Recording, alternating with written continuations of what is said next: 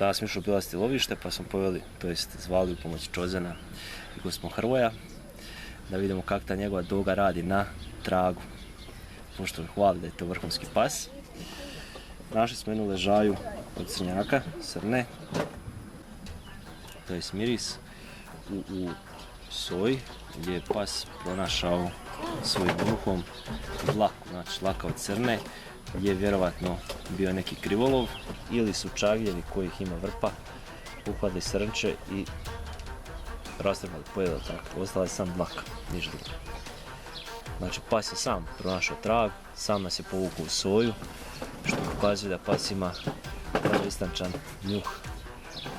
I stvarno sam iznenađen sa njemačkom, to je sa Čozenom, vjerojatno je pasminski je, lovački pas, da ima stvarno dobar njuh i vrlo smireno radi, koncentrirano,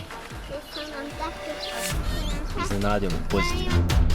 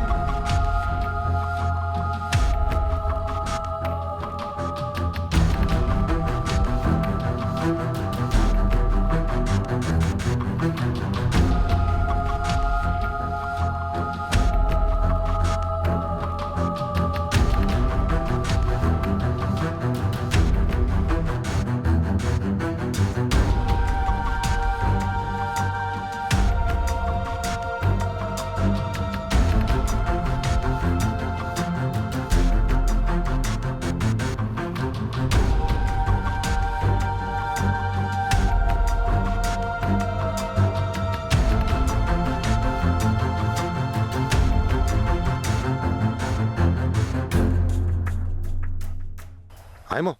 Bravo. Gdje? Gdje?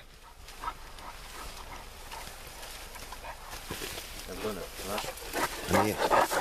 Gdje? Traži? Nije, doneo. Šta?